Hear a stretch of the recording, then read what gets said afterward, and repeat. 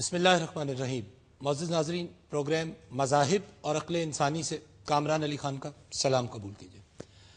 ناظرین، ہم نے اپنے پچھلے پروگرام میں گفتگو کا آغاز کیا اور ہم نے یہ جاننے کی کوشش کی کہ امام مہدی رضی اللہ تعالیٰ کا ظہور کن حالات میں ہوگا، وہ ظہور کس طرح ہوگا، ان کے ظہور کی نشانیاں کیا ہیں اور کون لوگ ہیں جو ان کو پہچانیں گے اور الٹیمیٹلی ان کی ڈیوٹی کیا ہوگی۔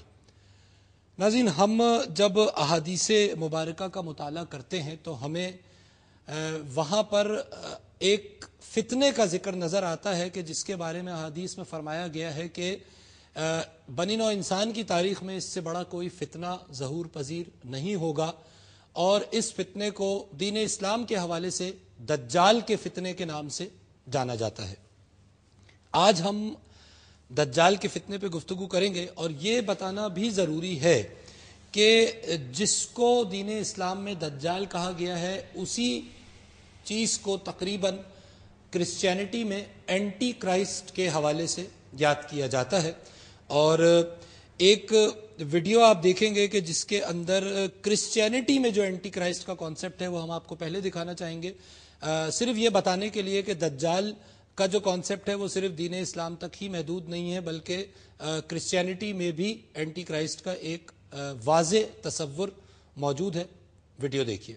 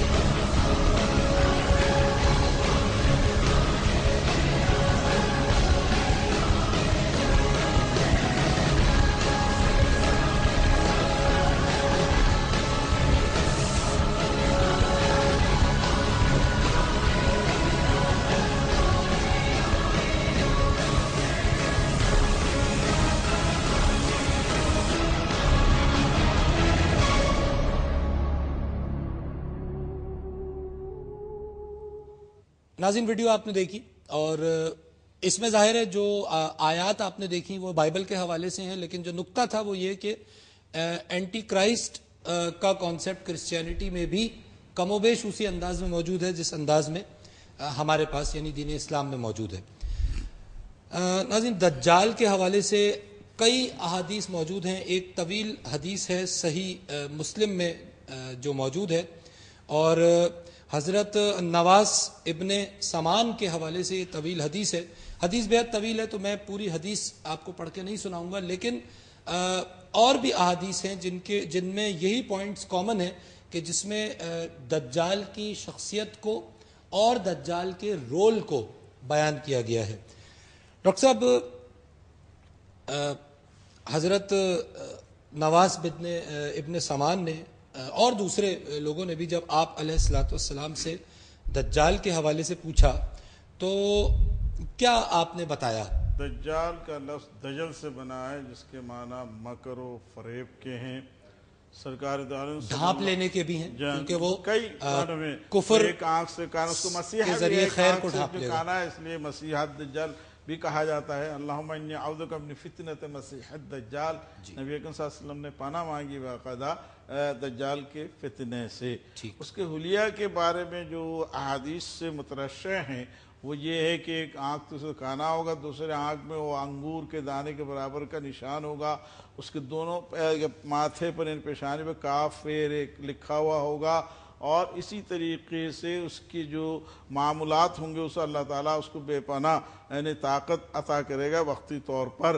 وہ ہواؤں پر حکمرانی کرے گا، بارش برسائے گا، اور اسی طریقے سے خواتین اس کی طرف زیادہ مائل ہوں گی، اور پھر ایک آدمی کو وہ قتل کرے گا، پھر دوبارہ زندہ کرے گا، لیکن دوبارہ قتل کرنے پہ قادر نہیں ہوگا۔ تو اس طرح دنیا میں اس کو پھر یہ بھی کہا ہے کہ آگ اور پانی، جو آگ جو ہے وہ در حقیقت پانی جنت کی تعبیر پیش کرے گی، پانی جو ہے جہنم کی تعبیر پیش کرے گی۔ تو اسی طریقے سے مومن اس کو پہچان لیں گے، یعنی اس کے کاف پیشانی میں لکھا ہوا کاف ہے، اور یقیناً ہر ایمان والے اپنی آنکھ سے اس کو پڑھنے کی قوت رکھیں گے۔ اس نے یہ بھی لکھا ہے حدیث میں کہ پڑھنا جسے نہیں بھی آتا ہوگا وہ بھی پڑھ لے گا، یہ پہچان لے گا۔ جس کے دل میں ایمان ہے وہ پڑھنا، دنیا میں نہیں بھی جانتا ہوگا تو پڑھ لیں گے۔ تو اس اعتبار سے نبی اکرم صلی اللہ علیہ وسلم ایک واضح نقشہ اس کا ہمارے سامنے پیش کیا ہے۔ وہ مدینہ منورہ جانے کی کوشش کرے گا، نہیں جا پائے گا، فرشتے روک دیں گے۔ مکہ مکرمہ جانے کی کوشش کرے گا، نہیں جا پائے گا۔ بالآخر عراق اور شام کے درمیان میں جا کر وہاں اپنا معرکہ سرگرم کرے گا۔ پھر حضرت عیسیٰ علیہ السلام آئے گا، وہ بعد میں اس پر گفتگو کریں گے۔ بالکل ٹھیک ہے علامہ صاحب، ایک سوال ابھرتا ہے، ایک فتنہ ہے اور اتنا بڑا فتنہ دجال کا، تو کوئی اگین وہ جو میں نے آپ سے پچھلے پروگرام میں بھی ہم نے یہ بات ڈسکس کی تھی کہ ٹائم فریم تو ہمیں کوئی نہیں دیا گیا کہ جی یہ ایگزیکٹ یہ وقت ہے یا یہ زمانہ ہوگا، لیکن جو فی زمانہ جو حالات نظر آتے ہیں، کئی لوگوں کا خیال ہے کہ دجال، کچھ علماء کا بھی خیال ہے کہ دجال ظاہر ہو چکا، کچھ کہتے ہیں کہ ابھی ہونا ہے، کچھ اس سے تعبیر کرتے ہیں کہ جی فلانا ملک یا فلانی قوم دجال ہے۔ دجال پرسونیفائی ہوگا، کوئی ایک شخصیت کا نام ہوگا، یا کسی نظام کو، کسی حکومت کو، کسی ملک کو، کسی قوم کو، کسی مذہب کو دجال کہا گیا ہے؟ اس پہ کچھ روشنی ڈالیے۔ نہ کسی قوم کو دجال کہا گیا ہے، نہ کسی ملک کو دجال کہا گیا ہے، اور اس کو یوں سمجھنا چاہیے کہ دجال کے آنے سے پہلے جو علامتیں بتائی ہیں، جی، زمین کا دھسنا، ایک دن میں ہی سورج گرہن ہونا اور چاند گرہن ہونا، آگ کے مغرب سے طلوع ہونا سورج کا اور آگ کا نظر آنا، اور بصرہ کا غرق ہونا، یعنی یہ وہ علامات ہیں جو ابھی تک جو نشانیاں ہیں جو پوری نہیں ہوئی ہیں۔ اگر ہم یہ مان لیں تھوڑی دیر سے میں کہ کسی ملک کو دجال کہا جائے یا کسی کو، تو وہ علاماتیں جو اس سے پہلے بتائی گئی ہیں اور تواتر سے کسی ایک مسلک میں نہیں ہیں، تمام مسلمان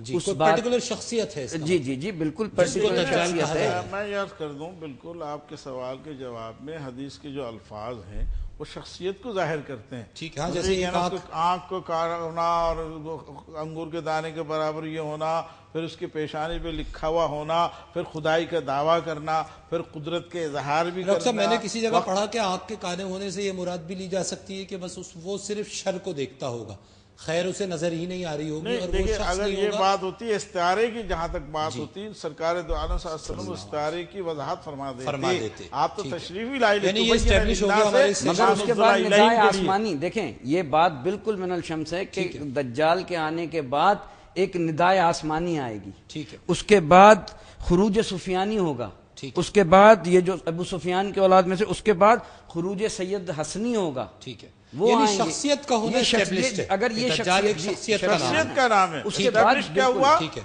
ایک شخصیت کسی کا نام ہے۔ سسٹم کو نہیں، دجال نہیں، نہیں نہیں، کہا جا کوئی سکتا، سسٹم اور اگر نہیں۔ کوئی کہہ رہا ہے تو شاید غلطی کر رہا ہے، نہیں، نہیں، شخصیت بالکل۔ تعلیمات اسلامی کی روشنی میں وہ شخصیت شخصیت ہی حدیث کی ہوگی۔ روشنی اور میں بالکل شخصیت ہے۔ کرسچنز کے حوالے سے بھی میں